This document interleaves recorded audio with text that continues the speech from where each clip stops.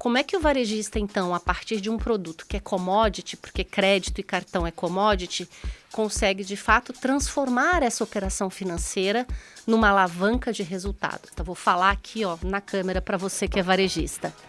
Você não pode abrir mão do relacionamento com o seu cliente e nem do seu checkout, porque isso é o que todo banco almeja e não tem. Nós, mulheres, precisamos fazer a parte que nos cabe, que é sair desse lugar de insegurança e ir para o jogo.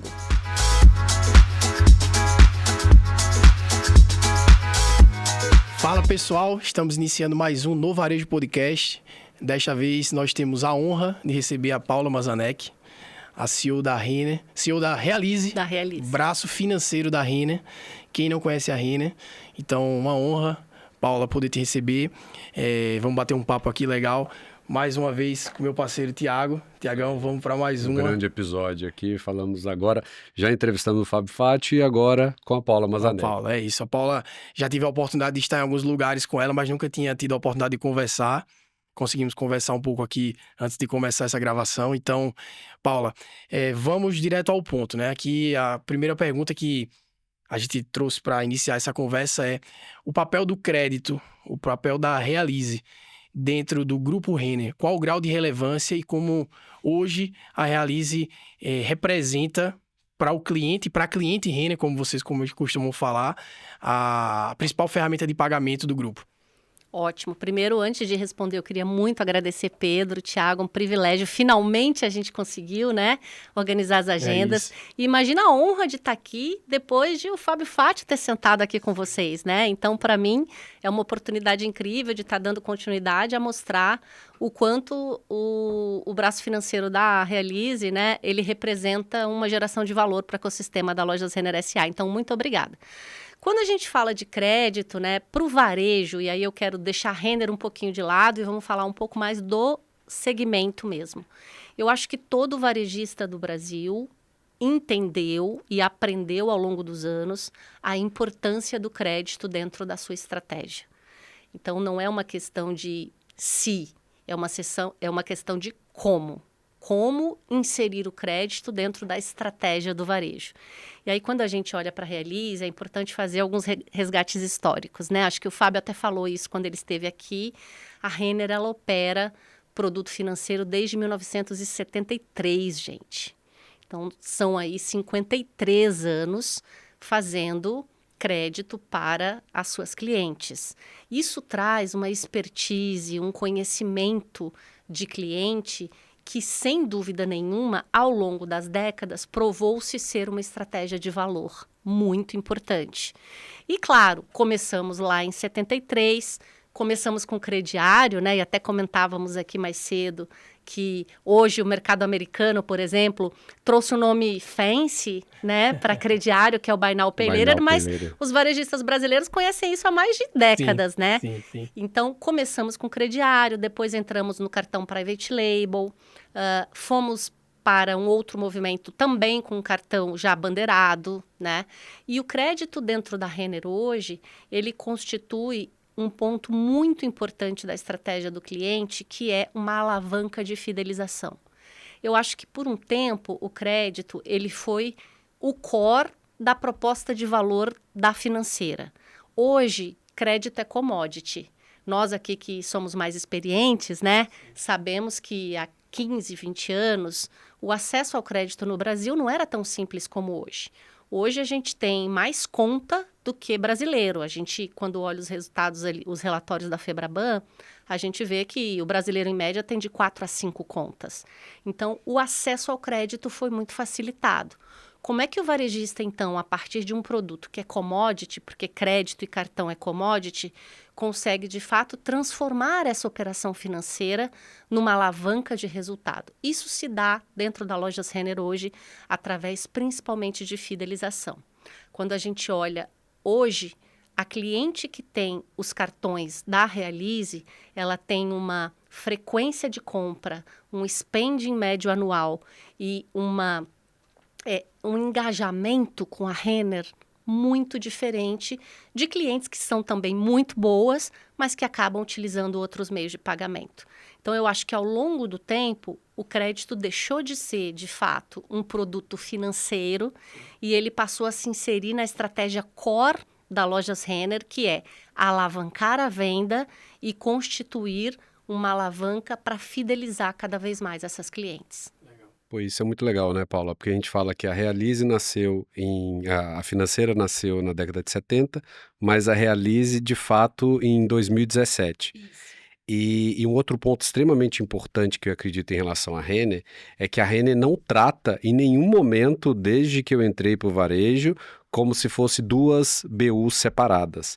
De fato, a Realize sempre veio como um fomentador de crédito e fidelização, que eu acho que é um dos pontos mais importantes para se tornar uma alavanca.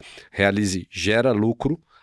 É extremamente importante para dados de recorrência, de frequência e de aumento de ticket médio. Eu até falei um relatório há pouco tempo que os gastos quando o cartão Realize versus gastos de todas as formas de pagamento é mais de 50%, ou seja, o cliente que tem Realize, ele tem e acredita muito nisso. E como que é? Por exemplo, você sai do mercado financeiro e vai para uma varejista, essa relação que a Realize tem hoje com o varejo? Você sabe que para mim tem sido um grande aprendizado. Eu estou hoje na Realize há 2 anos e meio e eu tenho uma trajetória executiva de trabalhar em grandes bancos, né? E sempre estive do lado de lá, fazendo parcerias com o varejo.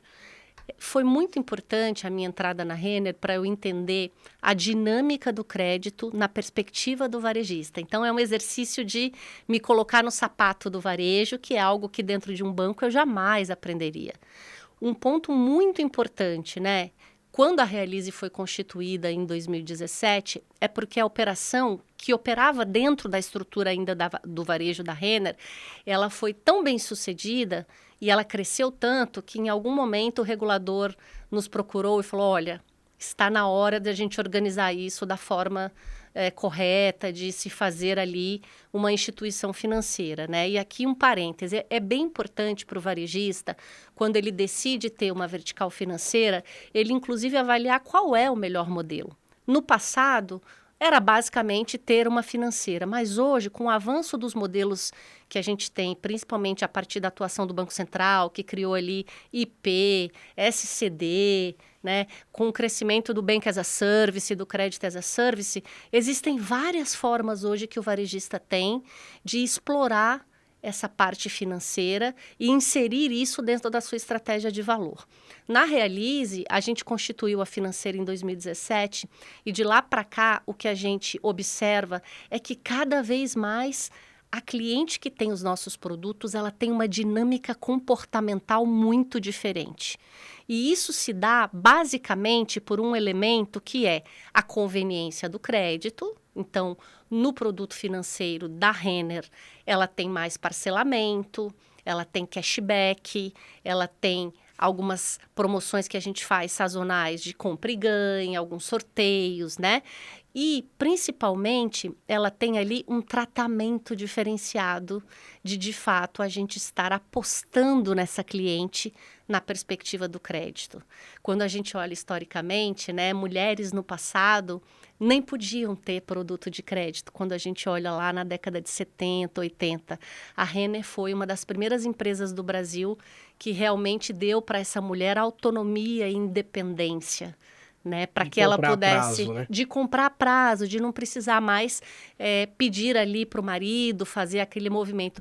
Isso cria uma cumplicidade que é muito bacana e que foi ao longo do tempo criando essa percepção de valor de que a Renner atende o seu público-alvo, que é sim preponderantemente feminino, de uma forma muito diferente, que a gente é cúmplice dessa mulher, né? E um outro elemento que eu entendo importante, quando eu vim para a Realize, é entender que um varejista como a Renner, ele enxerga na financeira não um banco, nós não temos essa ambição de ser banco. O Fábio até esteve aqui com vocês e compartilhou que em algum momento ali no pós-pandemia, a gente teve sim um movimento onde a gente buscou atuar em mar aberto, mas rapidamente nós entendemos que não era essa a nossa vocação. Pensem bem, a Renner tem 20 milhões de clientes ativos. A Realize, hoje, 4,8 milhões de clientes. Então, eu tenho um universo de 15 milhões de pessoas que estão ali dentro da Renner, um aquário gigantesco para eu conseguir crescer a minha participação. Não há razão, por exemplo, de a gente buscar cliente em mar aberto. Né? Então, a revisão da estratégia que a gente fez ali no final de 2023 foi muito importante, porque mostrou que a nossa vocação como financeira é realmente alicerçar a estratégia comercial do ecossistema, fazer as nossas lojas, né? A gente está falando de Renner, de Camicado, de com o Venderem Mais, e sim, fazer isso muito bem feito. Também não faz nenhum sentido você abrir crédito, vender mais, e depois esse resultado que você teve no varejo, você acabar tendo ele degradado por uma perda de crédito ali adiante. Então, eu acho que hoje a gente conseguiu um equilíbrio muito saudável entre alavancar o mercantil e ainda assim ter uma financeira muito saudável, com um apetite de risco muito calibrado para a conjuntura econômica que a gente vive no Brasil. E aí, quando a gente lembra do endividamento das famílias hoje, né, você tem que ter muita robustez e uma carteira resiliente. E esse equilíbrio hoje nos permite gerar o resultado que vocês têm observado aí, que a gente conseguiu ao longo dos últimos 9, 12 trimestres, e ao mesmo tempo ter uma participação relevante dentro da loja. Um baita aprendizado. Vir para a Renner, para mim, eu falo muito para o Fábio, né, que a escolha de vir para a Renner teve muito a ver com ser a Renner.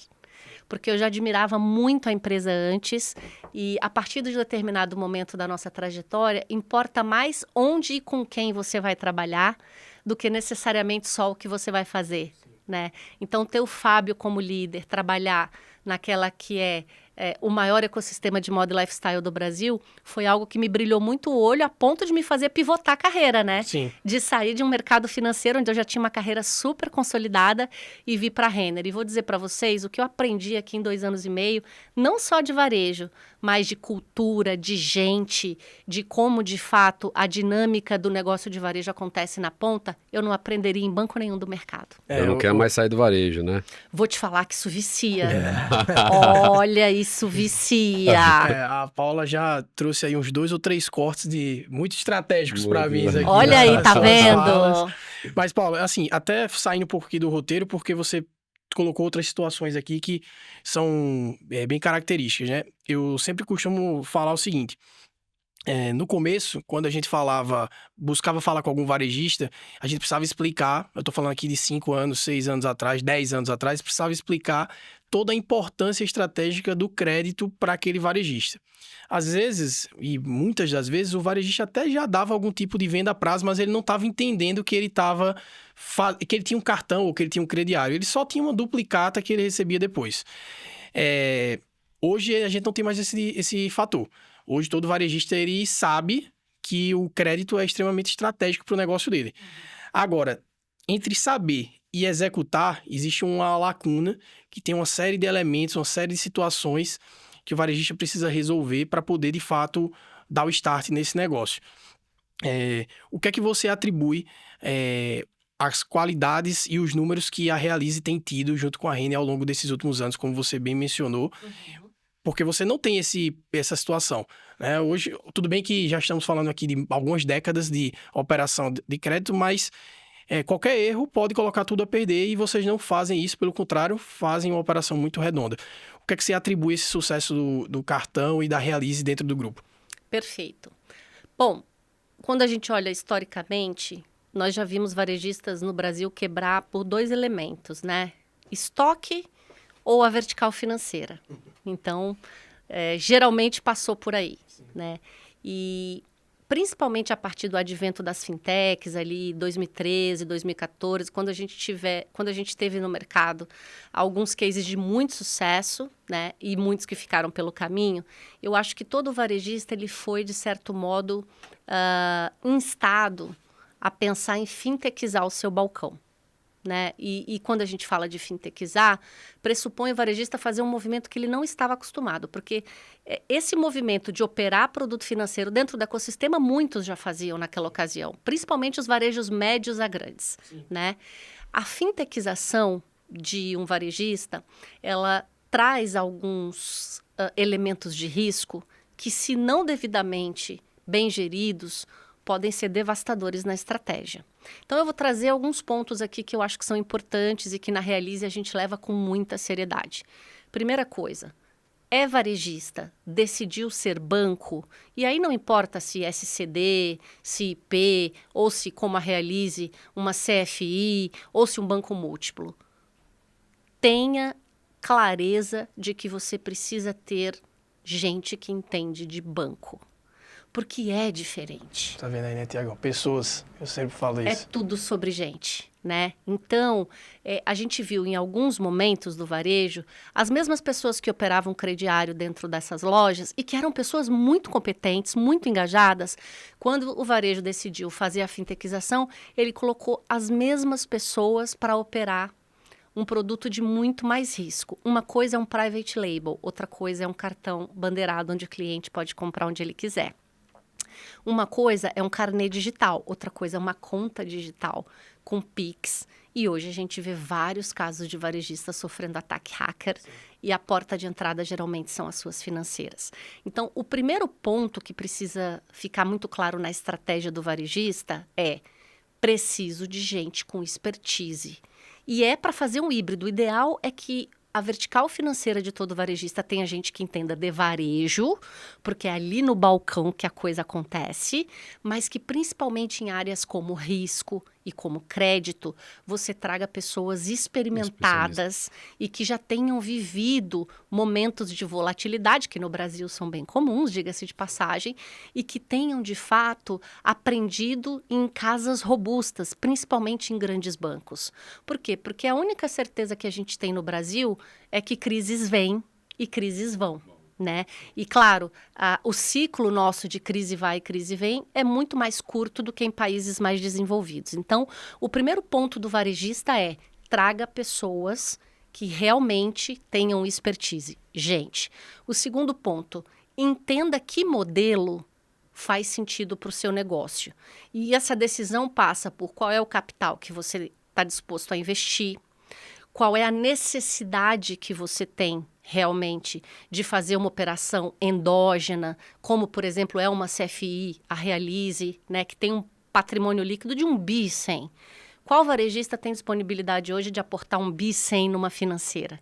Né? Será que faz mais sentido você girar com um balanço próprio ou fazer uma operação via FDIC? Agora, um ponto você não pode abrir mão como varejista. Vou falar aqui, ó, na câmera para você que é varejista. Você não pode abrir mão do relacionamento com o seu cliente e nem do seu checkout, porque isso é o que todo banco almeja e não tem. E por isso a gente já viu vários casamentos de varejistas com bancos que viraram divórcio. Porque um banco, e eu já estive do lado de banco, quando ele faz uma parceria varejista, o P&L é financeiro.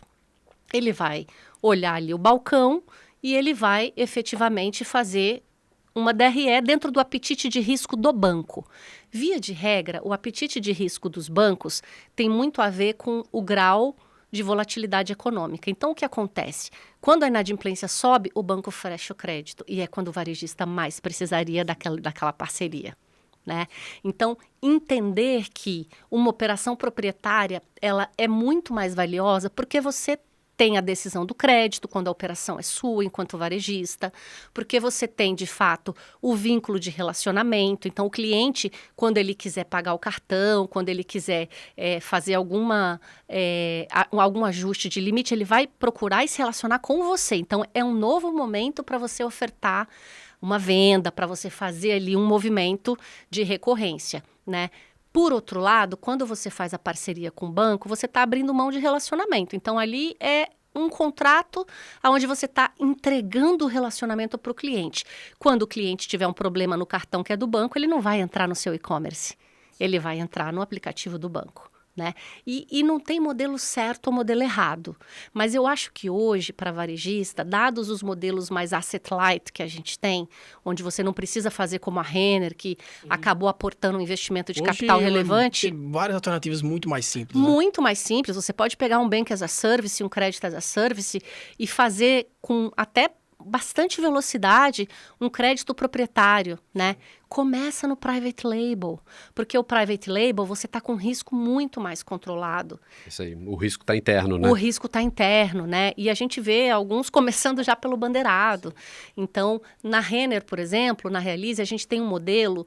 Hoje o nosso modelo é bastante direcionado para o private label. Então, como é que a gente faz? A gente inicia o relacionamento com os novos clientes pelo private label e a gente monitora esse cliente por volta de 3, 6, 9 meses. E ao longo desses 3, 6, 9 meses, a gente monta o que a gente chama de modelo de behavior. Eu começo a mapear não só o comportamento de crédito, se ele pagou a fatura em dia, mas eu consigo, inclusive, saber a peça que ele comprou na loja, se ele é um cliente que comprou o preço mais caro ou se ele é um cliente mais de promoção. E isso me dá elementos para eu abastecer o meu modelo de crédito, né? Então, todos esses elementos a gente precisa considerar como varejista. Por quê? Porque uma operação financeira de um varejista mal gerida ou mal calibrada, ela pode corromper o resultado muito rapidamente. E o ciclo do crédito é longo, mas o tsunami é veloz. É isso aí. Né? Você falou vários pontos aqui que eu quero trazer outros dados, né? Que é sempre muito relevante. Eu acho que o primeiro é muitas empresas, e a gente vai falar para um varejo alimentar ou então o varejo de moda, que tem uma estrutura, abaixo de 500 milhões até 1 bi, às vezes tem uma estrutura, mas inicia com uma estrutura com equipes ou pessoas muito boas em outras áreas, mas com zero expertise do business para criar uma operação própria. E daí tudo bem, essas pessoas são capazes, são boas, mas não na área dela. A expertise e o ramp-up dessa operação vai demorar muito mais. E se você pega uma crise no meio do caminho, o que acontece? Você pode até quebrar o teu varejo. O outro ponto que você falou foi sobre mar aberto e EPL. Aconteceu muitos casos no Covid, pós-Covid, de empresas que deram muito atenção que o bandeirado era muito bom, só que depois a gente percebeu, eu conheço uma varejista que quase teve um problema muito sério, se endividou e alavancou muito forte, por quê? Começou a autorizar um bandeirado, foco no bandeirado, esqueceu o PL. Só que a gente tem que lembrar, igual você falou muito bem, o PL gasta em casa, a nossa margem é muito maior. Agora, se eu gasto no posto de gasolina, se eu gasto no supermercado que não tem nenhuma relação, eu que vou ter que arcar. Então, daí o arcabouço é muito maior, né? E eu acho que são vários dados aí que você trouxe, principalmente dessa importância, que eu acho que é extremamente relevante quando a gente tem uma operação, se a gente quer ter uma operação interna, procura uma empresa boa, procura pessoas boas que vão te ajudar e não simplesmente toma uma decisão e vou atrás. Não, você tem empresas que podem te ajudar com uma securitizadora ou com uma FDIC, você tem outra empresa igual o Bank as a Service que você falou, então são várias possibilidades. Mas, antes de tudo, precisa ter um planejamento estratégico. Senão, vai acontecer o que houve aí. E, Thiago, uma coisa que é bem importante, né? E que hoje é o nosso principal driver de atuação da financeira da Lojas Renner. Existe um documento que banco opera muito bem, né? E que a gente chama de Risk Appetite Statement, que é apetite a risco, é a sua peça de apetite a risco. Onde ali você estabelece quais são as ranges de risco que você está disposta a correr. E aí eu não estou falando só do risco de crédito, né? No caso de um banco, como é o caso, no caso de uma financeira, como é o caso da Realize, risco operacional, risco de liquidez, né? Porque a gente hoje tem captação própria, risco de crédito propriamente dito, descasamento entre ativos e passivos, né? Então, isso geralmente não é algo que está no repertório de um varejista, porque é algo muito técnico, né? Você vai precisar de ter bons estatísticos, pessoas que já fizeram esse tipo de desenho e esse tipo de documento em grandes bancos, né? Porque isso começou lá nos bancos S1, nos bancos maiores. Então, quando eu vim para a Realize, uma das primeiras coisas que nós fizemos, né, com o sponsor do conselho, com o sponsor da diretoria executiva, do próprio Fábio, foi definir a nossa peça de apetite a risco. Por quê? Porque se você não tem isso claramente estabelecido, quando vem um movimento, uma externalidade de conjuntura, você vai acabar sendo reativo e não proativo. Então, nós temos hoje na Realize essa peça que ela é aprovada pelo nosso Conselho de Administração e a gente sabe exatamente qual é o perfil de risco que a gente aceita para o cliente do Private Label, qual é o perfil de risco que a gente aceita para o cliente do bandeirado, né? Qual é o caixa mínimo que a gente precisa ter na financeira. Tudo isso é muito técnico. E isso converge com a minha resposta anterior, a importância de você ter pessoas experimentadas de banco. Né? Por quê? Porque quem fez carreira em banco, isso é o BAU de um banco. Né? E muitos varejistas, quando constituíram as suas financeiras, eles constituíram com as pessoas que operavam o crediário. E aí são pessoas que estão acostumadas a gerir risco em um ambiente muito controlado, que é o private label, que é o carnezinho da loja, e aí ele migra para um bandeirado, como você falou, e é um outro... o nível de volatilidade e de dinâmica de risco, você está, inclusive, financiando o risco de outros varejistas. Né? Então, aqui é bem importante. Traga pessoas que entendam e, principalmente, o board do grupo, né, precisa definir qual é o Risk Appetite Statement que aquela financeira... E isso é revisitado ano a ano. Não é que você define uma vez e isso fica para sempre. Até porque a conjuntura no Brasil muda a cada Twitter, né? Isso. Então, a gente tem uma revisão trimestral e essa peça ela é anualmente submetida ao Conselho de Administração. Claro que quando ocorrem externalidades muito robustas, a gente pode submeter ao Conselho de Administração a qualquer momento. Né? Mas esse é o principal balizador. Outra coisa muito importante, você ter testes de estresse, que é algo que banco faz muito bem também, sabe, Pedro? Sim. Então, se isso acontecer, o que faremos? Porque, geralmente, no varejo, o varejo é muito gerido por venda, margem, giro, venda, margem, giro, venda, margem, giro, e a reação tem a ver com a venda do dia, com a venda do mês, né? Banco, não. Então, essa expertise, trazer para dentro de uma financeira de varejo, como nós fizemos, a gente ter testes de estresse e cenários, é muito o que a gente chama de foresight. No cenário A, se isso acontecer, quais são as medidas contingenciais que nós faremos? Isso é muito importante. E é isso que transformou a Realize, como vocês viram, o salto que ela deu de 2023, que era o momento onde a gente estava ali lidando com uma inadimplência alta, e como a gente conseguiu praticamente transformar o resultado da financeira em 25 meses. É gente, expertise e clareza de gestão de risco. Gente, banco é gestão de risco. Instituição financeira é gestão de risco. E, claro, tendo como norte, precisamos fazer o ecossistema vender mais. Mas isso tem que ser feito com boa gestão de risco. Você falou várias coisas aqui que eu gostaria de comentar. Claro, por favor. Vamos jogar isso aqui, ó. Pois é. Eu vou até fazer a pergunta, mas antes eu vou fazer alguns comentários e fica à vontade, né? Eu mencionei isso aqui agora há pouco e eu menciono isso há muitos anos, sempre. Tem 3 coisas, na minha visão, que fazem o varejo operar bem em crédito, né? A primeira delas é o dono querer. Quando a gente está falando de um varejo que tem dono, não é exatamente o caso da Realize, que é uma empresa aberta, da Renner, né? Mas, enfim, o dono precisa querer. Né? Eu citei um exemplo, agora há pouco eu tive num varejista ontem, que o dono do varejo estava questionando se o cartão dele ia ser mais relevante do que o cartão que ele usava do banco dele, porque o cartão do banco dele pagava milha para ele. E eu falei, cara, tem um descasamento de ideias muito antes da gente negociar uma proposta. Tem etapas antes que você precisa resolver. Então, o dono precisa querer. Segunda coisa, ele precisa ter pessoas capacitadas para tocar o negócio. Você falou perfeitamente. O varejo global, ele é acostumado... acho que vamos tirar a China, né, como a gente falou ali, mas o varejo mundial, ele é acostumado a comprar por 10 e vender por 40. E dentro desses 30, ele conseguir comprar de novo e pagar todo mundo e sobrar um pouco. Então, a cabeça dele está voltada para isso. A partir do momento que você começa a analisar indicadores de risco, analisar indicadores de crédito, fazer uma contabilidade diferente do que o varejo já faz, tudo é muito diferente. Se ele quiser operar isso com profissionais que não são desse negócio, problemas você terá. E a terceira coisa é a principalidade, que é uma palavra que surgiu aí, mas eu acho que é a relevância, né? Eu sempre falo isso. Se um varejo ele não é relevante para o usuário, o cartão não vai ser relevante para o usuário. se o varejo não está indo bem, não tem cartão que sobreviva. O cartão ele tende a decrescer, porque o varejo é o principal. O cartão ele é um prestador de serviço daquele varejista. Então, esses três astros precisam estar alinhados ali para dar certo, né? E você, de certa forma, falou isso muito bem. A outra coisa aqui, enquanto RPE, né, e há muitos anos também nesse negócio, a gente muitas vezes tem que fazer o processo de desvenda, que é um processo meio cruel, né?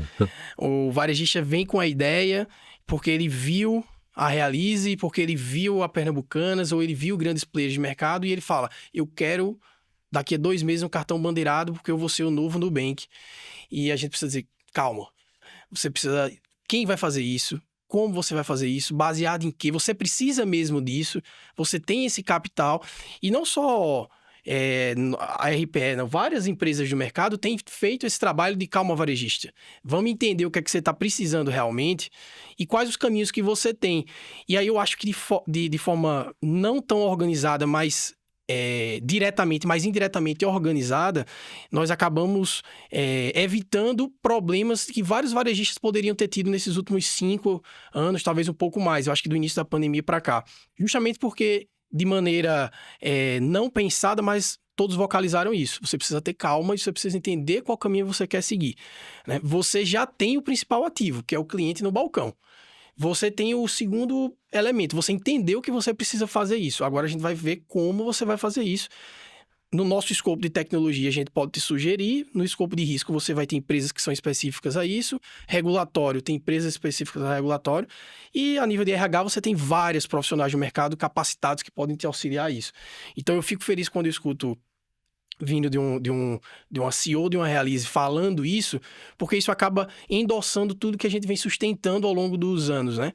Hoje nós não precisamos de mais clientes no negócio, no nosso negócio. Nós precisamos de operações saudáveis, que consigam empregar pessoas, que consigam gerar, movimentar a economia e consigam gerar relevância para aquele varejista. Para que eu não precise ter que colocar para dentro do meu negócio um varejista que está achando que o Black dele do Santander tem que ser tão bom como o private label dele que compra o feijão e arroz. Não é isso, entendeu? Então, esses eram os comentários. Agora eu vou para a pergunta, a não ser que você queira fazer. Não, perfeito, comentário. Vamos lá. O varejo, ele tem um elemento interessante que é que você falou, né? A capacidade de saber onde o cliente está usando o cartão e a frequência compra SKU no negócio varejo. Uhum. Como a Realize capta essa informação lá do crediário e transforma isso em behavior para dar qualidade no crédito? Como vocês capturam o valor nisso? Vocês conseguem mensurar esse nível de eficiência em cima dessa informação que você tem de varejo?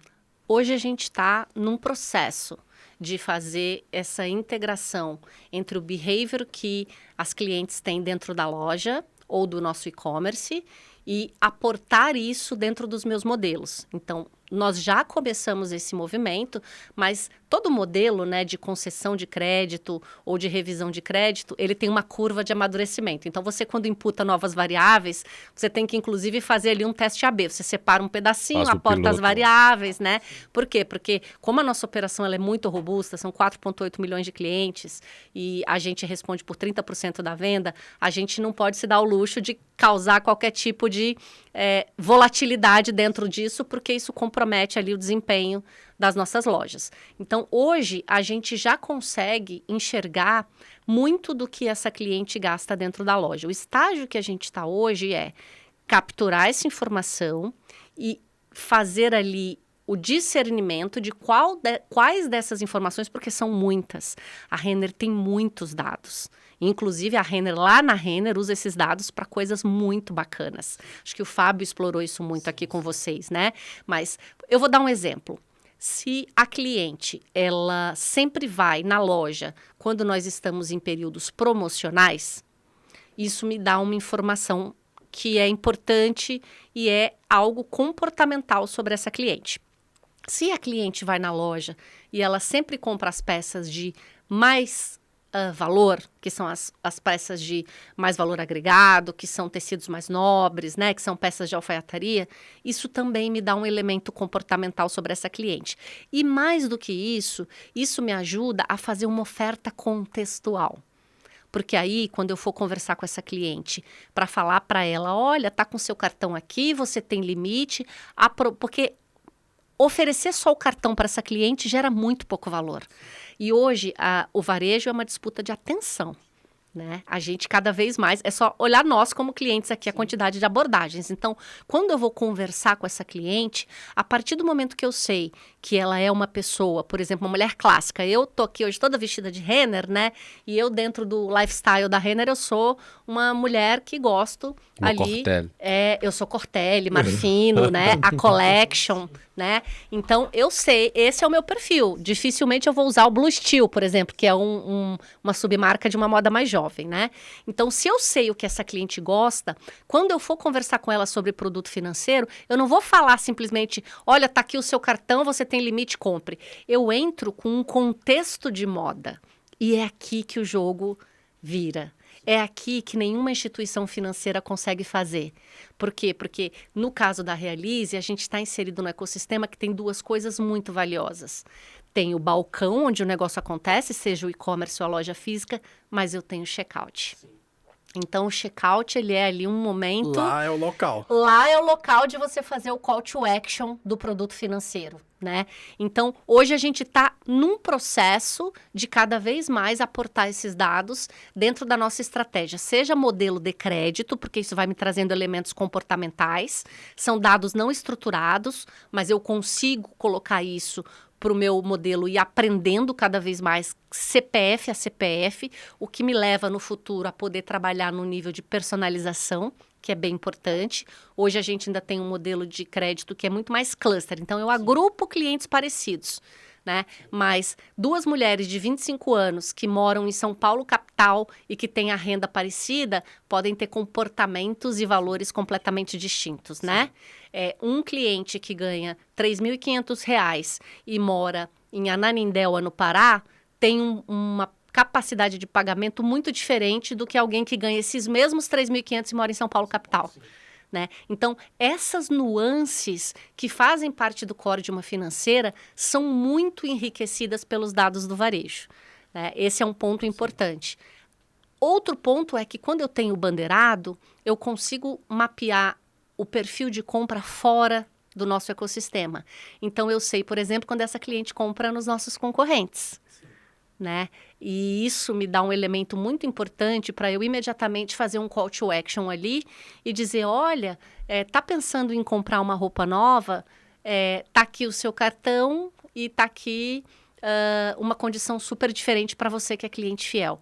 Então, na verdade, uma orquestração que tem que ser feita, e um ponto é bem importante lembrar, eu posso consumir os dados da Renner, mas a Renner não pode consumir os dados da Realize por uma questão de LGPD e sigilo bancário. Essa informação é muito interessante. Isso para nós, assim, é uma coisa que nem cogitamos, porque sabemos, somos regulados pelo Banco Central, né, e a Renner não descumpre leis. Então, isso é tentador às vezes, né? A gente até conversa com o pessoal do comercial. O que eu posso prover para a Renner são insights de clusters, mas CPFizado eu jamais posso abrir informação. Né? Então, hoje, neste momento, a gente está num processo de evolução. E claro, né, gente, com a IA isso tem um potencial de a gente fazer aprendizado. Então, eu posso colocar um agente para pegar todos esses dados e esse próprio agente organizar isso para mim como insights e dizer, aqui tem mais acurácia, aqui tem menos acurácia, aqui você tem um caso de uso que realmente tem potencial de escala. E você tocou num tema extremamente relevante aí, que você citou entre Ananindeua, no Pará, e a cliente de São Paulo, porque como o Brasil é um país continental, acredito que cada vez mais essa clusterização tem que ser regional, né? Às vezes nem por estado, porque se a gente olha, por exemplo, São Paulo de Ribeirão Preto já é totalmente diferente. São Paulo, que tem um poder aquisitivo um pouco parecido com Curitiba, e são totalmente distintos, assim, principalmente você que você mora em Curitiba, eu já morei lá, então a gente sabe o comportamento também. E você acredita que a gente vai chegar num ponto que a hiperpersonalização vai se tornar regional para facilitar esse trabalho até para a Realize? Olha, eu acredito que a gente vai além do regional. Eu vou te dar um exemplo. Vamos falar de São Paulo capital? A loja do Tatuapé, da Renner, tem um perfil muito diferente de público da loja do JK Iguatemi. Sem dúvida. Morumbi para da mesma Tatuapé. cidade. Estou falando da mesma cidade. Então, o que eu vejo que a inteligência artificial ela traz, principalmente nessa primeira onda que a gente está vivendo, é essa captura de eficiência e a possibilidade de você, com muito mais velocidade, personalizar o seu negócio. Por quê? Porque a inteligência artificial consegue analisar uma quantidade de variáveis e ver conexões que um time levaria um pouco mais de tempo para fazer, né? Mas eu também não acredito em nenhum modelo puro inteligência artificial. Sim. Eu acho que a inteligência artificial é meio, não é fim, né? É isso aí. Eu acho que é perfeitamente possível a gente, falando de crédito, chegar num momento onde eu vou analisar o Thiago e para o Thiago eu vou ter uma taxa de juros, eu vou ter um risco, um limite de crédito e quando eu analisar o Pedro, eu vou ter outra taxa de juros e outro limite de crédito. Acho que isso está muito perto próximo de acontecer. Também concordo. Está muito perto de acontecer. Eu acho que, falando de personalização em crédito, a IA ela é um advento muito mais relevante do que o Open Finance. Porque o Open Finance, ele é dado estruturado da mesma forma. Ele continua me dando o teu comportamento de crédito em bancos. Então, são dados que a gente, claro, enriqueceram bastante ali os nossos modelos, mas são dados que continuam sendo dados bancários. Agora, quando eu tenho um IA que consegue te traquear, e claro, tudo isso vai depender de consentimento. A LGPD vai ter que estar acho que a LGPD vai ter que ser revista, inclusive, né? Mas que vai conseguir me dar um perfil do Thiago, do que você gosta, por exemplo, o teu Instagram, você gosta de quê? De barco? Você gosta de quê? Você frequenta que tipo de restaurante? O tipo de restaurante que você frequenta me fala muito mais sobre a sua renda do que necessariamente o modelo de renda que eu tenho associado a você. Porque a gente tem no Brasil um fenômeno, né, de microempreendedores individuais e de renda informal que o Open Finance não necessariamente captura. Não pega. Né? Mas o padrão de vida está muito associado a padrão de comportamento.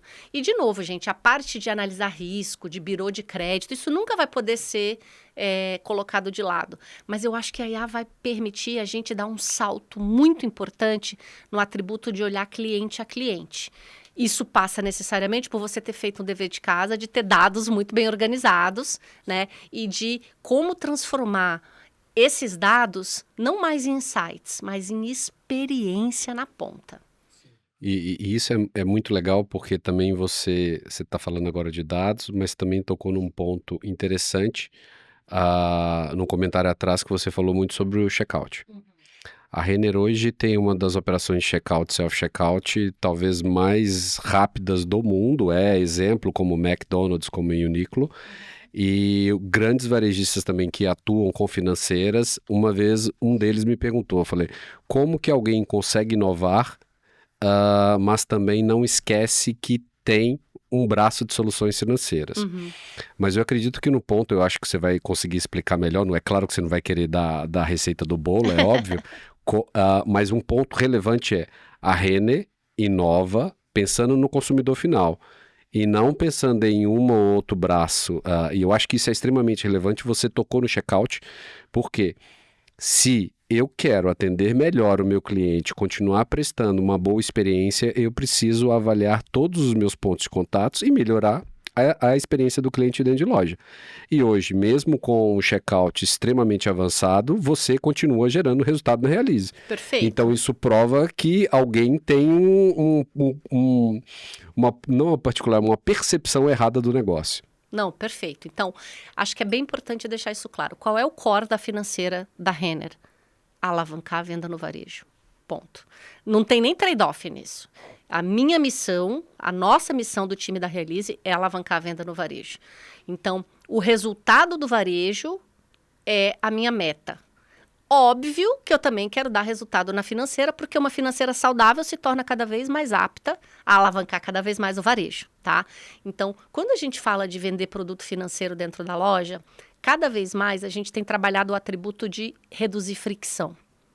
Então, lá no passado, por exemplo, a gente vendia, a gente já teve participações aí do cartão da Renner, acho que o Fábio chegou a comentar isso, de 60%, 70%. Eu não tinha a mínima ideia. Isso. E como é que a cliente tinha que fazer para pegar a fatura? Ela tinha que voltar dentro da loja para pegar lá e pagar a fatura. Era uma oportunidade dela entrar na loja e comprar mais. Né? Então, isso hoje, dentro da expectativa de experiência que as clientes têm, não resiste mais.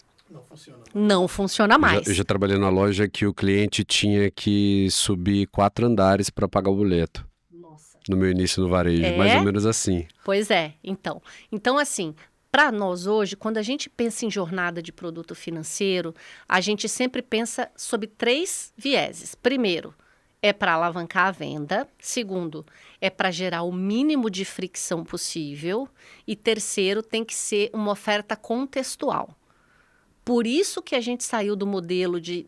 Lá atrás a gente chegou a pensar em ter um app independente, começamos um projeto para ser um braço de mar aberto e a gente entendeu que não, que esse não era o caminho.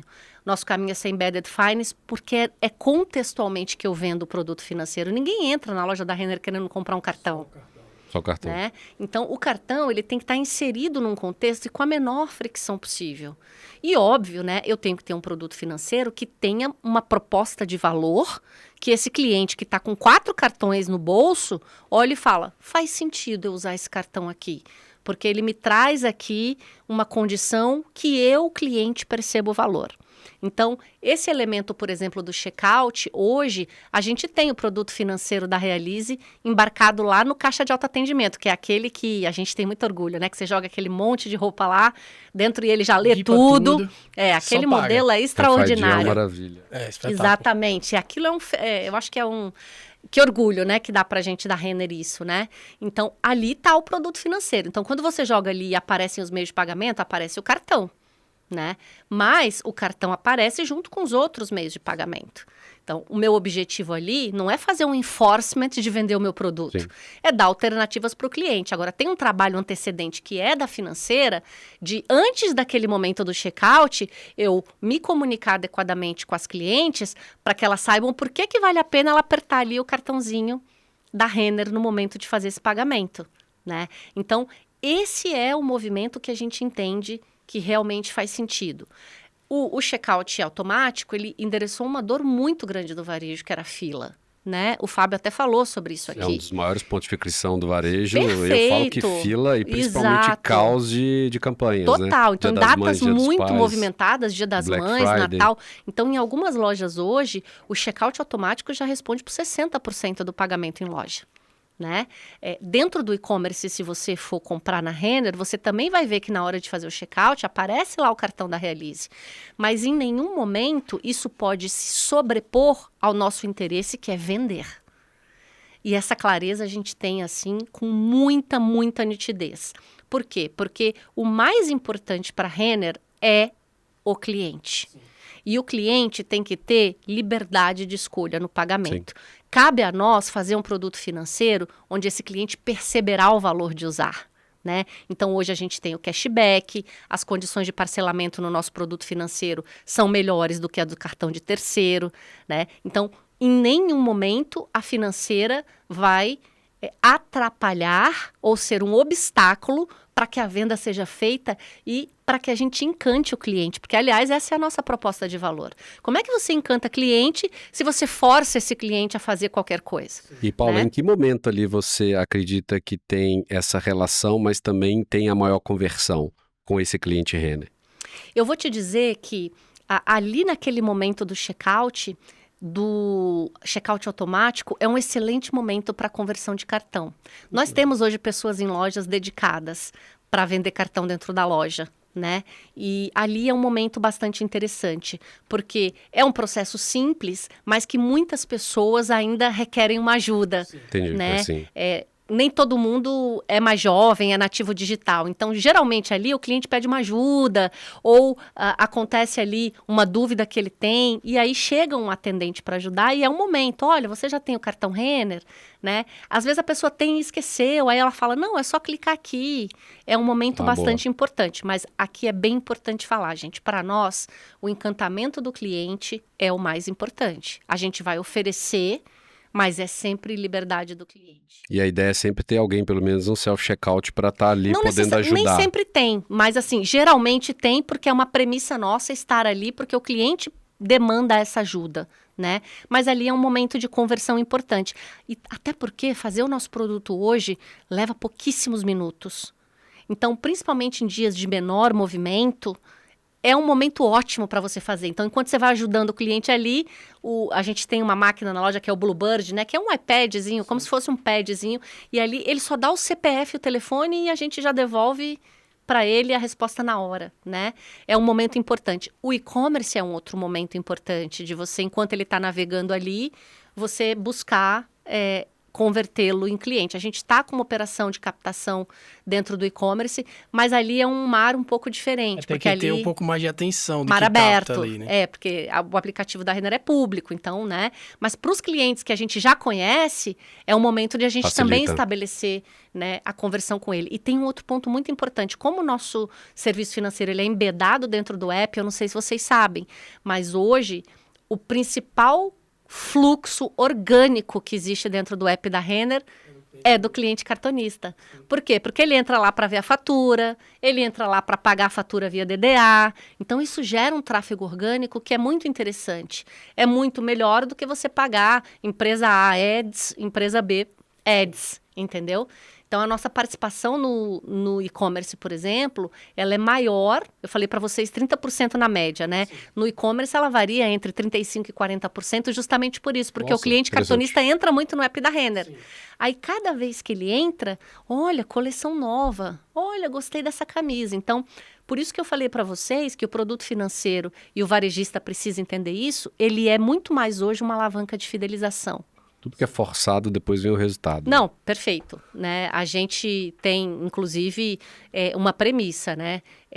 Existem produtos, por exemplo, nós temos seguros hoje na financeira, né? E quando a gente olha a penetração de seguros que nós temos, vis-à-vis alguns concorrentes de mercado, é uma penetração muito menor. Mas por quê? Porque a gente vende o seguro quando o cliente quer comprar o seguro. Sim, não embute o seguro. Taxa de cancelamento muito baixa. Exato, né? Isso é premissa. E tudo isso nasce da onde? Do conceito inicial de encantar cliente. Porque se eu atendo esse cliente ou faço um enforcement de produto financeiro nele, não é só a Realize que perde o cliente, é a Renner. Sim. Tem o ônus e o bônus de você ter a informação. O ônus e o bônus, perfeito. Perfeito. Você falou uma coisa aqui que hoje a gente fala, né? O crédito, ele não se vende mais o crédito pelo crédito. Não existe o cliente que vai entrar numa loja e querer só o cartão. Eu quero só esse cartão. Entrei por conta desse cartão. Uhum. Acho que isso deixou de existir no Hipercard, quando você ia no Bom Preço e comprava o cartão Hipercard. De lá para cá, o varejista ele precisa fazer alguma coisa para poder ser relevante. Mas entrando num outro ponto aqui, Paula, que a gente conversou um pouco rápido aqui, mas eu acho que você vai ajudar. Liderança feminina no mercado financeiro. Nós temos uma característica do mercado financeiro que a participação, a presença feminina, ela ainda tem aumentado. Não posso falar que ela é pouca, porque ela tem aumentado se a gente for comparar os outros anos, mas ainda não é nem perto da maioria. E você é muito expoente no mercado, está numa posição de muita liderança, e eu queria que você falasse como você enxerga isso, as oportunidades, e óbvio também se puder falar para as mulheres que estão galgando essas posições, porque são várias, né? Tem muita gente aí que está nas administradoras de cartões, nos bancos, buscando posições de liderança e admira, né? Que quando a gente vê uma CEO numa posição como a da Realize. Vamos lá. Eu só quero fazer um adendo sobre seu comentário na pergunta anterior. Tem cliente que entra assim na loja querendo só o crédito. Tá. Não dê o crédito para ele. Ah, sim, verdade. Porque aqui você vai viver se ele tá precisando só do crédito, tem algo muito se estranho. ele entrar no varejo querendo só o crédito, isso se chama seleção adversa e o resultado não é bom. É isso. Tá? Vai refletir de alguma forma. Isso, com certeza. Já Então esse é o cliente para não dar crédito, viu, na pessoal? mão ali que ela não vai falar Vem com um ele. FPD aí, vem um FPD2, fica esperto. Então, não dê crédito para o cliente que entra querendo só o crédito. É tentador, mas o resultado de 1 ano e meio depois não vai ser bom. Falando um pouquinho sobre essa questão de liderança feminina, né? É curioso, eu tenho 27 anos de trajetória, dos quais 25 em mercado financeiro. Eu nunca tive uma liderança feminina, você acredita? Acredito. Sempre fui liderada por homens, sempre. E um dos motivos de eu ter vindo para a Renner foi uma decisão muito de conhecer como a Renner trabalha esse aspecto. É uma empresa que, muito diferente de outras do mercado, ela tem um discurso coerente com a prática. É uma empresa que realmente valoriza mulheres, né? E não só mulheres, diversidade racial, a questão... Sem falar nos 70% que compram na Renner. Ah, total, né? O nosso público, né? Então, não poderia ser diferente. Mas o que eu avalio, né? Quando eu comecei a minha carreira lá, em 1997, 98, tudo era mato sobre isso. Então, os meus modelos de liderança sempre foram homens. E durante muito tempo, eu fui a única mulher da sala, né? Fato é que o mundo continua mais difícil para profissionais do sexo feminino. Inquestionável. Fato é também que mulheres ganham menos que homens, na média. E isso não é uma realidade de Brasil. É bem importante a gente falar que isso é uma realidade mundial. Tirando talvez alguns países nórdicos, algumas coisas que são, alguns bem que são assim outliers. Outro fato é que está mudando mais lentamente. Então, quando eu olho em retrospectiva, eu vejo que boa parte do fato de eu ter conseguido furar o teto de vidro, vamos dizer assim, partiu do ponto de eu entender que esses fatos existem, mas que eu tinha dois caminhos. Ou ir para aquele lado de, puxa, é isso e eu não vou conseguir, ou, ok, é isso, mas eu vou assim mesmo. E por que eu falo isso? Porque eu quero fazer um chamamento aqui para as mulheres, né? E eu mentoro hoje várias mulheres e é curioso observar um ponto que profissionais incríveis, mulheres assim fenomenais, lidam diariamente. E eu estou falando tanto de mulheres mais jovens que estão começando a carreira, desde mulheres como eu, maduras, que é a síndrome da impostora, né? Mulheres que são muito capacitadas, que são muito preparadas, mas que não se colocam para o jogo. Que tem alguma coisa interna que faz com que elas recuem e não se coloquem em oportunidades ou achem que sempre está faltando mais um MBA, mais um curso, mais uma experiência. Aqui eu acho que nós mulheres precisamos fazer a parte que nos cabe, que é sair desse lugar de insegurança e ir para o jogo. Por quê? Várias vezes ao longo desse caminho que eu fiz em mercado financeiro, eu tive a oportunidade de abrir várias posições, de contratar muitas pessoas. E eu abri as vagas e de cada 30 candidatos, 30 eram homens. E eu conhecia mulheres que poderiam ali estar participando daqueles processos seletivos. E algumas eu abordava. Então, colega, tem uma vaga aqui, por que você não se candidatou? E a resposta era sempre a mesma. Ah, eu acho que eu não estou preparada. Ah, eu acho que como eu estou com um filho pequeno, eu não vou conseguir me dedicar, né? E é fato que a mulher tem uma tripla jornada, que ela muitas vezes vai ter que provar o dobro. Então, precisa haver um resgate nosso. Esse trabalho ninguém faz por nós. É a gente com terapia, né? Para a gente, de fato, entender que nós precisamos nos colocar e nos candidatar para posições que a gente não está preparada. Por quê? Porque homens fazem isso. Homens fazem isso. Homens, muitas vezes... vou pegar um exemplo. Anúncio no LinkedIn. Aí o anúncio no LinkedIn está lá. Experiência desejável. Isso. 15 itens. O homem tem 2, fala, opa, vou aplicar. A mulher, se ela não tem os 15 e mais 2, ela fala, não vai acontecer para mim. Então, mulheres que estão me ouvindo, coloquem-se para o jogo. Isso foi algo que eu sempre fiz. Acho que no começo, muito mais por falta de noção, mas hoje, olhando em retrospectiva, por coragem mesmo. Eu venho de um ambiente familiar muito escasso. Então, para mim, não era uma questão de escolha, era necessidade, era a forma que eu tinha de sair do ambiente de onde eu nasci. Né, que eu venho de uma família muito humilde, de um ambiente de muita escassez. Talvez isso tenha me dado essa coragem anterior que me fez chegar onde eu cheguei. Mas não precisa vir de um ambiente de escassez. Precisa você acordar todo dia, se olhar no espelho e falar, eu sou capaz. Né? Porque se a gente for depender do timing da sociedade, eu acho que estamos melhorando, mas vai demorar muito. Né? Para quem é pai ou mãe de mulher, comece desde cedo a incutir isso na sua filha. Não é aquilo, você é perfeita e vai chegar onde você quiser, mas não recue, você é tem esse potencial. E mesmo que você olhe para cima e não veja nenhuma de nós lá, se tem uma vaga, por que não você? Né? E aqui eu acho que nós mulheres ainda temos um caminho a percorrer, sabe? Porque existe sim essa insegurança psicológica implícita que nos impede muitas vezes de ocupar espaços de poder para os quais nós estamos preparadas. Sim. Então, o caminho e o chamado que eu deixo para as mulheres é esse: venham para o jogo.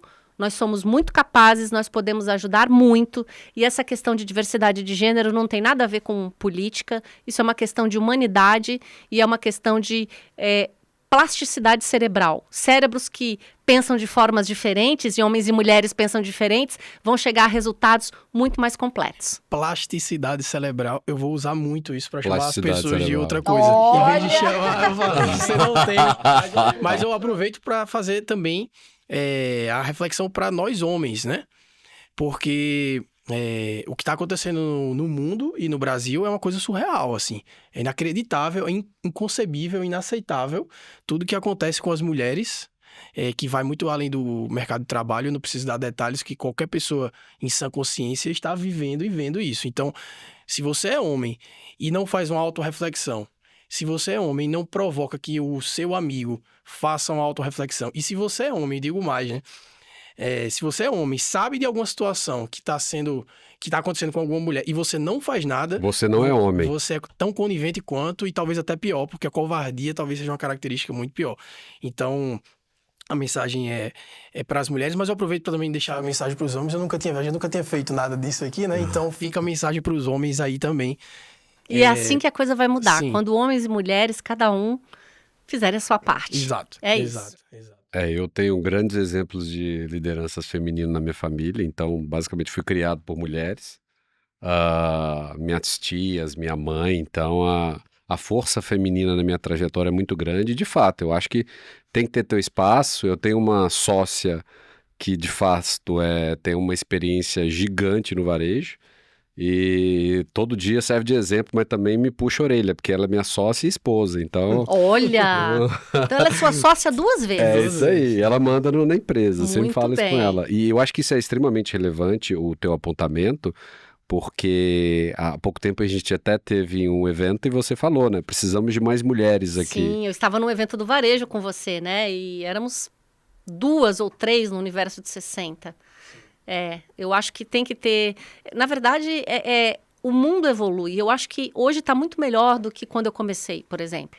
Mas eu entendo que tem uma discussão que muitas vezes ela é equivocadamente direcionada para um ambiente político. E não é uma questão política. Não tem nada a ver. É uma questão humanitária e de plasticidade cerebral. Pessoas, se você traz para a mesa, né, como líder, se você monta um time diverso, e a diversidade passa não só pelo gênero, mas por outros elementos, é evidente, principalmente para uma empresa, pensa só, a Renner atende Brasil.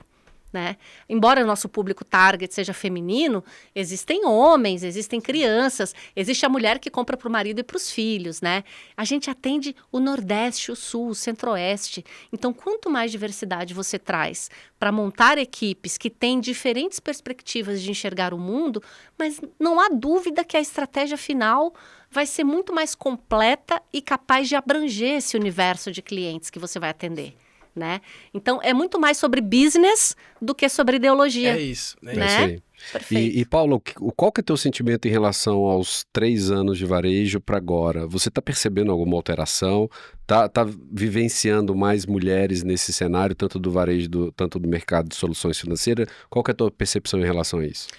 A Renner é outlier, né? Na Renner, as lideranças femininas, a empresa é majoritariamente feminina, mas quando eu olho para o mercado financeiro, nenhuma mudança.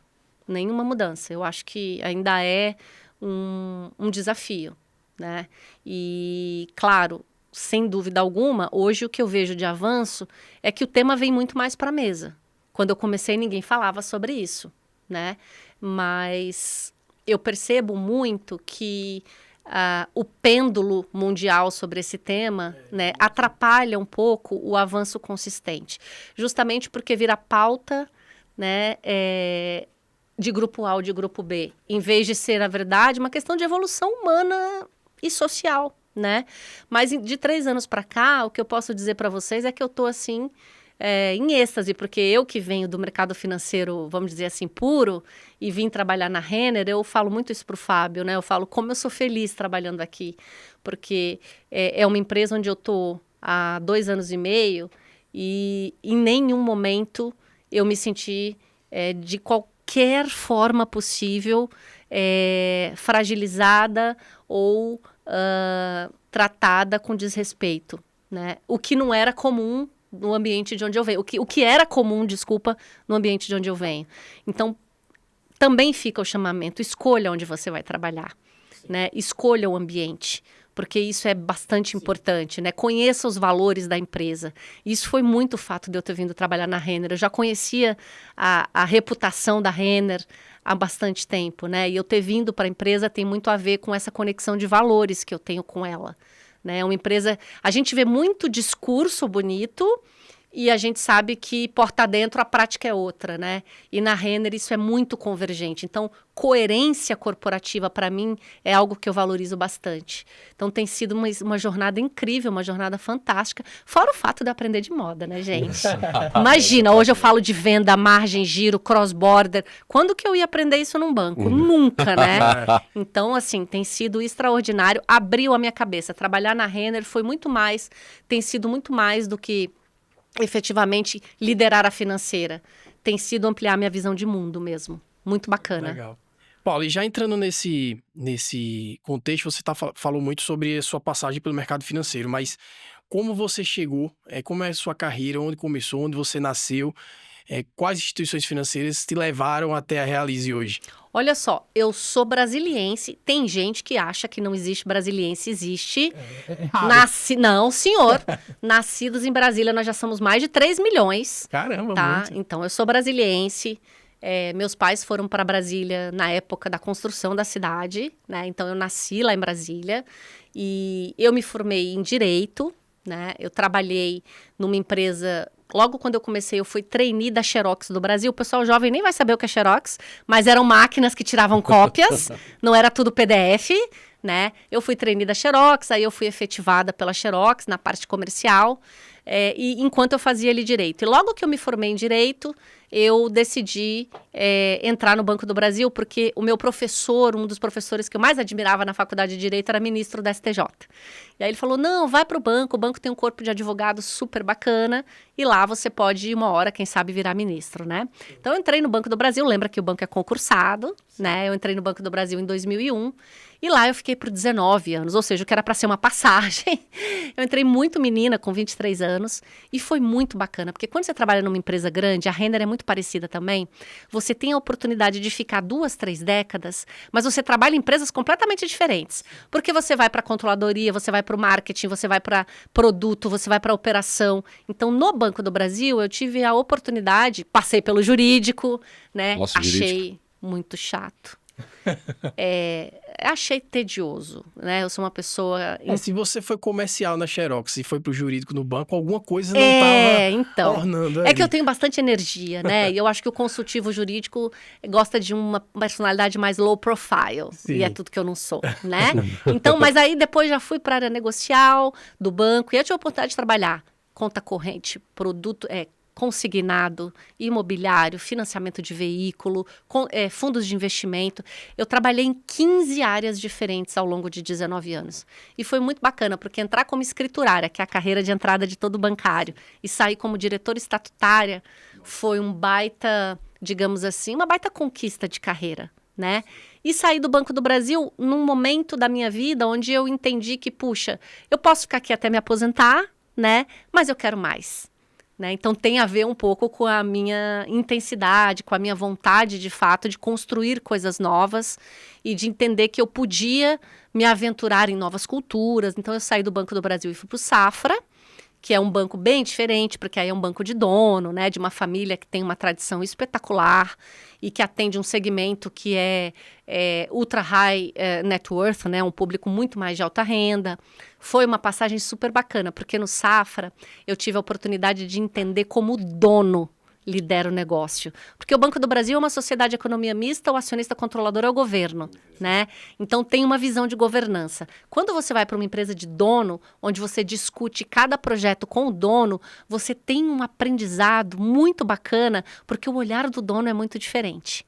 E aí, quando eu saí do Safra, eu tinha um Garden Leave, que geralmente quando você é posição executiva em bancos, você sai, eles te dão ali um período que você não pode trabalhar no mesmo segmento, porque você tem informações estratégicas.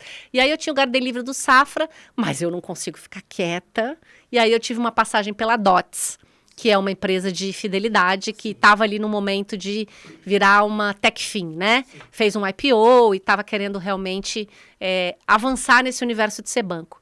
Então, durante esse Garden, eu acabei ficando ali na Dots, foi muito bacana, tive ali a oportunidade de participar de um momento da companhia, onde ela estava fazendo uma revisão, né? Ela fez o IPO com um objetivo, depois ela decidiu pivotar muito para operação de crédito, comprou a Noverde, e aí, mas eu sabia que ali era uma passagem curta, porque o meu DNA é banco, né? E aí, de repente, me aparece essa oportunidade da Renner, gente. Eu já estava preparada para fazer um sabático, eu ia passar 1 ano viajando pelo mundo, e aí o meu telefone toca com essa oportunidade da Renner, e quando o nome Renner veio... Aí foi para uma corporation. Então, vou falar sobre isso. Meu olho brilhou, né? Porque eu sou cliente da Renner desde 99. A Renner foi uma baita cúmplice minha nos meus primeiros momentos profissionais para comprar os meus primeiros looks de trabalho. Várias entrevistas de emprego que eu fiz vestida de Renner. Então, tinha ali já uma conexão emocional, né? E fui para uma corporation, que é um aprendizado de governança muito diferente, que é uma empresa que não tem dono. Não tem um bloco controlador, ela é 100% listada, 100% free float, né? E que traz também um aprendizado muito legal. Eu acho que são poucos casos de corporation no mundo que são tão bem sucedidos como a Renner. É tão antigo, né? Acho que a Renner tá Acho que desde 2004. Porque de 94 a 2004 ela foi da JCPenney. Isso, ela foi a primeira corporation do Brasil. É isso.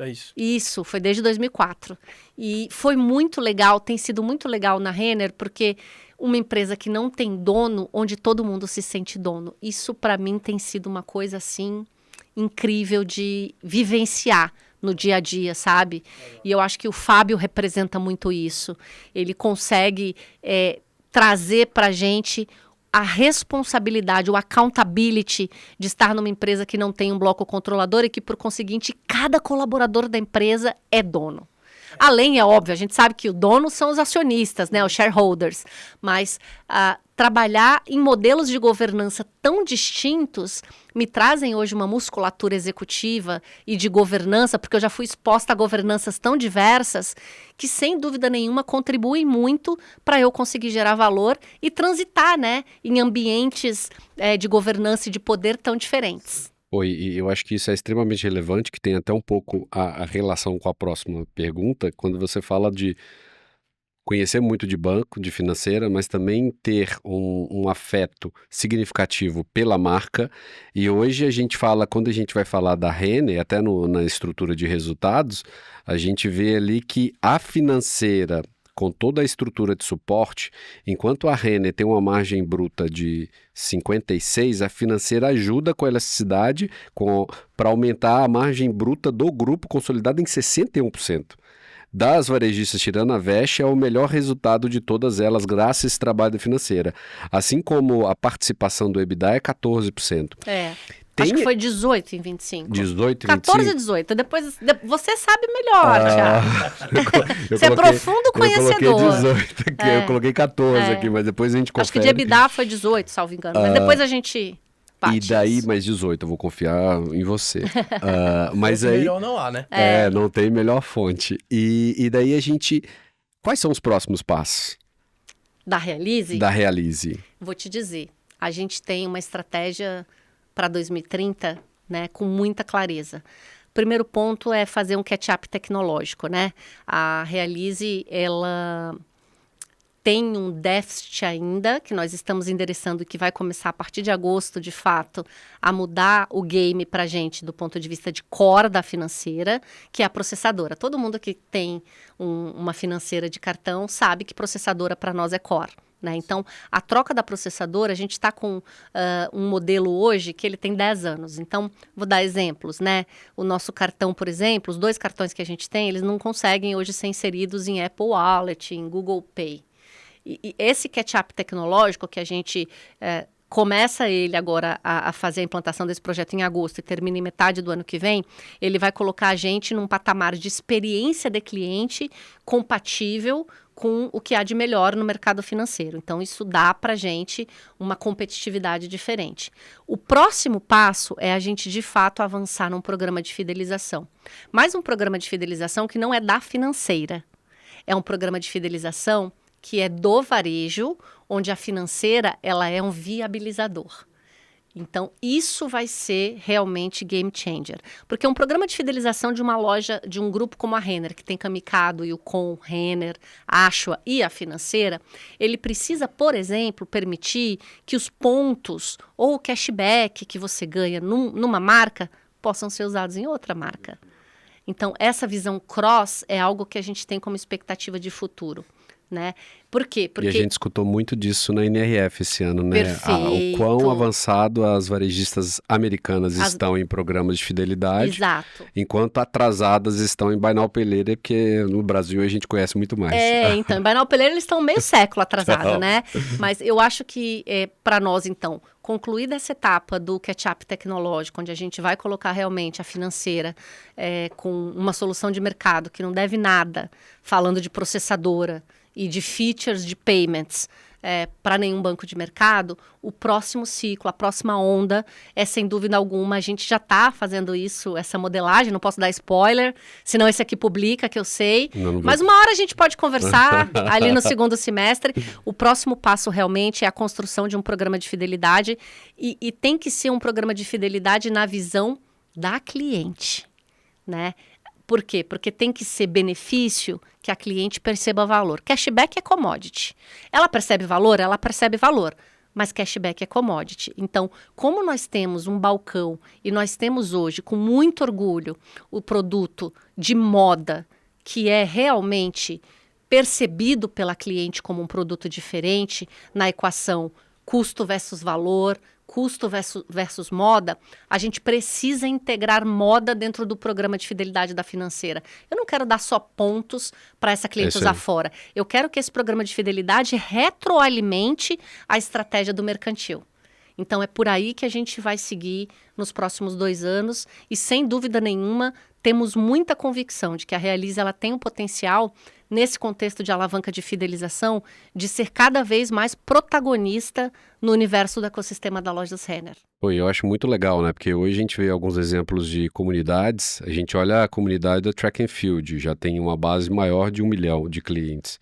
Hoje a Renner já tem uma base, você acabou de falar, são 20 milhões e quase 5 milhões na Realize. Quase 5 milhões. A possibilidade de criar uma comunidade das mulheres, das consumidoras, Renner, dos consumidores também, é incrível, baseado já nessa fonte de dados que vocês bebem, né? Não, perfeito. E, por exemplo, a gente tem uma marca que é a Alquimia, que tem ali produtos de maquiagem, a marca própria da Renner, né? Então, tá aqui uma marca que nós sabemos que, enquanto financeira, a gente tem um potencial de alavancá-la bastante a partir do momento que a gente inserir ela num contexto de fidelidade. Sim, fizer né? parte de um programa, parte de alguma coisa. Exato, mas sempre, e aqui é bem importante, né? A gente não quer fazer programa de fidelidade à la banco, dando pontos para comprar milhas, né? Até porque isso tem um economics que varejista dificilmente consegue suportar, né? Mas o nosso programa de fidelidade, ele vai conseguir dar uma coisa que banco não consegue, que é benefício dentro de um ecossistema para uma cliente que tem conexão emocional com a nossa marca, e banco nenhum consegue fazer isso. Né? Lembrando que o checkout é um momento que a gente controla. Então, o nosso programa de fidelidade, vocês vão ter a oportunidade de acompanhar a evolução disso. A gente vai fazer alguns soft launches aí nos próximos meses. Ele vai sempre estar focado em fomentar cada vez mais a venda de cada uma das marcas. E claro, o programa da Camicado é muito diferente do programa da Renner. Mas por que não o cliente poder usar cross alguns desses benefícios? Né? É por aí que a gente entende que a gente gera valor. Muito legal. Paulo, aqui caminhando para nosso encerramento, a gente deixa esse último trecho do podcast para falar da parte mais pessoal, né? Uhum. E nós sempre estamos numa busca de alguma pergunta impactante, Da né? pergunta Olha, cuidado ideal. com essa... Eu sou bem sincericida. A pergunta que nós pensamos aqui para hoje e para você é assim: um fato ou uma situação que aconteceu na tua vida pessoal que foi tão marcante o suficiente para mexer na tua vida profissional também e que você carrega isso com você no teu dia a dia. Ah, eu posso falar.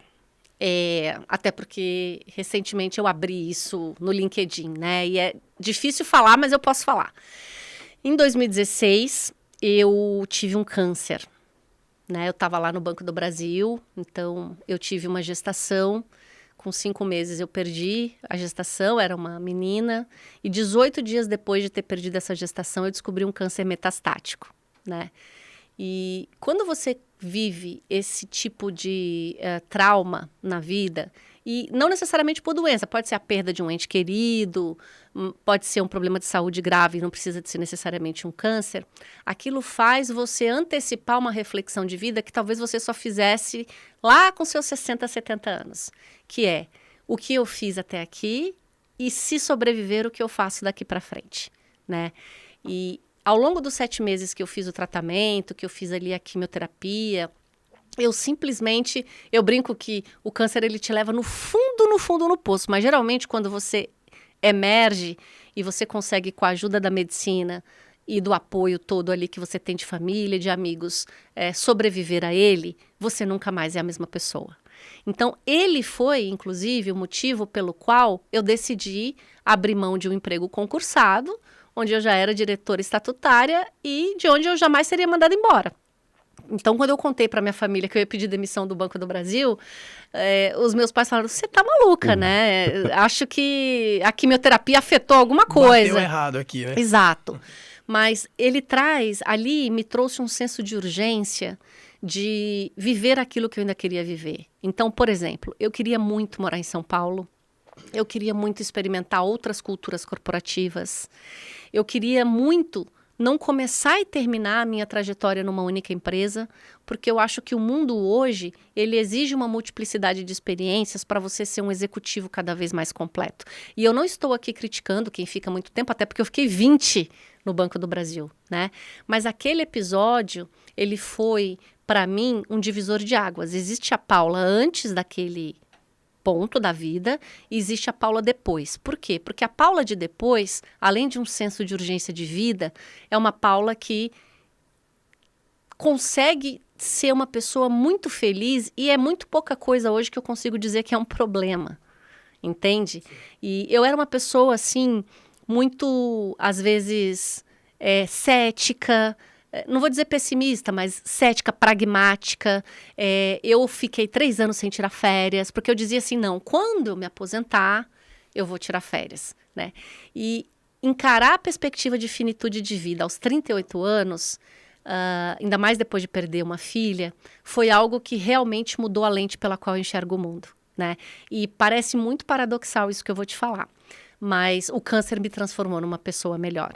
É uma pena que o aprendizado do outro não serve para si, né? A gente sempre brinca, se conselho fosse bom, né? Mas eu posso te dizer que muito da coragem que eu tenho hoje para assumir desafios, muito da humanidade que eu tenho hoje para lidar com pessoas, porque antes eu não era uma pessoa assim tão humana.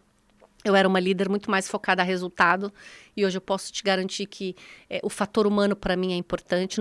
Não adianta entregar resultado apesar das pessoas, você tem que entregar resultado com as pessoas. E é só esse tipo de resultado que se sustenta no tempo. Então, esse episódio, ele transformou completamente a Paula que eu sou hoje, né? E eu estava até comentando com o meu marido que acabou de fazer 10 anos, né, do diagnóstico. Enfim, hoje eu tô ótima, tô curada, né? Já entrei em remissão há muitos anos, eu faço ali uma vez por ano o controle, mas todas as vezes que eu vou fazer o exame ali, é uma vez por ano que eu tenho que fazer, é como se um filme passasse pela minha cabeça. Né? E o que eu costumo dizer muito para nós, executivos, que vivemos essa vida enlouquecida, né, que a gente tem, é que é uma pena que a gente precise que a vida nos force a esse tipo de pausa para a gente muitas vezes dar valor ao que importa. Então, hoje, eu consigo, de fato, calibrar uma intensidade executiva tremenda. Quem trabalha comigo sabe, pergunta para o meu time, eles vão falar, meu Deus, ela é muito, muito, muito, assim, intensa. Mas, ao mesmo tempo, saber separar tempo para cuidar de mim, para cuidar das relações que me são caras, para investir no meu casamento, né, para tirar férias e viver a vida, porque não é só uma verdade para eu que tive câncer que a gente pode morrer a qualquer momento. Qualquer um de nós. Sim. A gente nunca sabe o dia, né? Então, hoje, eu me considero uma líder muito mais preparada, porque eu acho que, principalmente em tempos de IA, aqueles que souberem administrar o fator humano e aportar esse valor humano dentro da estratégia das empresas, vai conseguir um diferencial, porque já IA é commodity. Né? E o que vai fazer a diferença realmente é, claro, você trazer IA para dentro da sua estratégia, mas como você vai lidar com gente a partir dali? Seja gente seu cliente, seja seu colaborador, seja os stakeholders principais com quem você tem que lidar, né? Então foi uma mudança que eu posso te dizer, são duas Paulas, são completamente diferentes. E claro, eu tenho vários defeitos hoje, quem não tem, né? Eu tenho vários gaps, mas um ponto que ficou muito claro para mim, eu sou uma pessoa muito de bem com a vida, porque depois que você passa por um problema desses, claro, todos os dias surgem problemas ali para mim, né? Mas é muito pouca coisa hoje que eu consigo dizer que é um problema. Eu adoro o depoimento, já aconteceu algo parecido, e eu queria que você falasse pra gente de onde veio a força para superar esse obstáculo e qual mensagem você gostaria de trazer para os nossos telespectadores para eles aproveitarem mais o seu dia a dia. Então, de onde veio a força? De uma vontade incrível que eu tinha de viver. Eu falava com Deus muitas vezes, né? Puxa, eu tô com 38 anos, eu queria conhecer várias cidades e eu não conhecia, não é porque eu não tinha dinheiro para isso, é porque para mim era primeiro trabalho, segundo trabalho, terceiro trabalho, né? E eu tive uma pessoa extraordinária na minha vida, que foi o meu marido, né? Bruno, você tá me ouvindo aí, ó. Tá vendo? Você disse que eu não te agradeço. Mas ela tava falando do piano aqui, mas eu tava falando do piano, inclusive. Mas eu tive ao meu lado um parceiro. Na época nós não éramos casados, nós éramos namorados, né? E eu fiquei grávida dele. E ele foi uma pessoa extraordinária, né? E para uma mulher ter um homem que a apoia, que a suporta em momentos assim, é algo que realmente faz a gente voltar a ter crença de que relações verdadeiras ainda existem, né? Tanto que eu me casei com ele logo depois. Então, isso foi muito determinante. Ele foi uma pessoa extraordinária que, quando eu pensava em desistir, ele segurava a minha mão e falava, não, vamos lá, você consegue. Para quem está me ouvindo, trabalhar é maravilhoso. Eu acho que quase todos os seres humanos maduros, eles se realizam através do trabalho, mas saiba calibrar que tipo de relação você vai ter com o trabalho e não abdique das relações que têm valor. Eu vou dar um exemplo. Quando eu fiquei internada, durante os 7 meses que eu fiquei fazendo ali quimioterapia, em nenhum momento eu pensei nas metas que eu tinha batido, nas participações no lucro que eu tinha ganhado, nos prêmios que eu já tinha conquistado. Eu só pensei que se eu não sobrevivesse, eu não tinha conhecido determinados lugares, não tinha dito eu te amo para algumas pessoas que eram importantes para mim, não tinha conseguido conviver com qualidade, com amigos, parentes e pessoas do meu trabalho que eram muito valiosas para mim, porque eu estava cega num drive que eu brinco a corrida dos ratos, né? A gente está sempre, principalmente nós que somos ambiciosos, que temos metas de vida, a gente costuma achar que isso basta, e não basta. O que realmente faz diferença quando você está num momento crítico e nem sabe se vai viver o dia de amanhã, o que realmente faz diferença é você fazer diferença na vida das pessoas que são importantes para você.